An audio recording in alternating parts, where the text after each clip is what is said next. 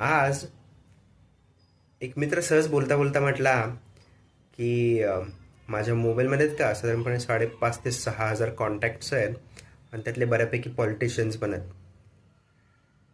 त्याच्या त्या कॉन्टॅक्ट्स ह्या शब्दावरून मला थोडंसं विचार करायला भाग पडलं आणि मी विचार केला की आपले लोकांच्या बरोबर कॉन्टॅक्ट्स असणं गरजेचं आहे की आपले लोकांच्या बरोबर कनेक्शन्स असणं गरजेचं आहे.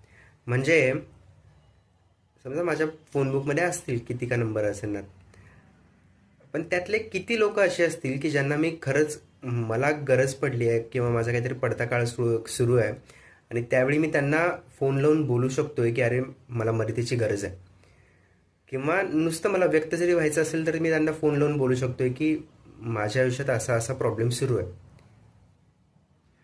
त्यामुळे हे एक गोष्ट आज एक लक्षात आली की आपले लोकांच्या बरोबर कॉन्टॅक्ट्स असण्यापेक्षा आपले लोकांच्या बरोबर चांगले कनेक्शन्स असणं खूप गरजेचं आहे.